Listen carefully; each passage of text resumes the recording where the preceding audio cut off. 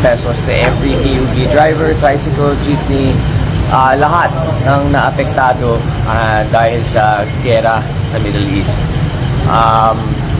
As we know, umaangat talaga presyo ng oil ngayon because of what's happening, and medyo nakakadismaya dahil hindi natin alam kung kailan ito matatapos. And if you had to ask me, I think matatagalan talaga tayo. It's gonna last a few more months, if not a year. So we really have to buckle up and make sure na lahat na naepektuhan ay maibibigay ng tulong na kailangan nila. So rest assured, the national government and the office of the First District is working full-time to make sure na lahat po ng na tulong na may ibibigay natin sa kanila ay makakarating po as soon as possible. So I think after Holy Week, ang mga payout na sa again sa mga naapektado will start in the First District, and I believe in the entire province.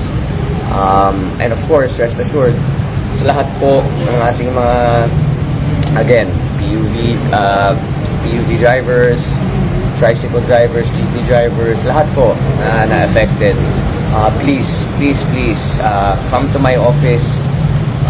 Dapat kayo ay dyan opisina ko anytime, and we will make sure lahat po ng tulong na kailangan nila ibibigay po natin. How about the mga farmers?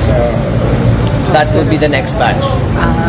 So we will do it by batch, but again, ang utos ni Pangulo is to make sure na whoever is heavily affected first, yan muna ang unahan natin, and then of course, ang ating mga magsasaka, yan din ang susunod. As you know, ayaw ko naman panatan yung DBM, but medyo matagal ang release nila over the last few months. So I implore them and I call on the DBM to release na the funds na kailangan talaga ng ating mga kakailian.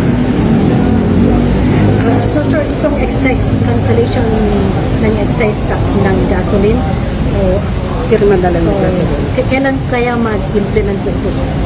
Well, let's see. I'm not sure kung pinasa na ng Senado, but once it's passed in both houses, siguro we can expect in the next, I want to say 20 to 30 days, mararamdaman na ng taong bayan. Kaya maapektuhan yung pondo ng national government? I don't think so. I mean, there was a suggestion na huwag i-suspend, but the profits of the tax, yun na lang ibigay yung subsidy. Pero in my opinion, mas instant yung pag-suspend ng tax. So, you know, it's a cost-benefit thing, but that's just my opinion. Ano ang reaction ninyo, sir, at mag-uumpisa na yung pagdinig sa impeachment trial ni Vice Presidente? Well, again, Congress is fulfilling its constitutional mandate in order to make sure these proceedings go as they should.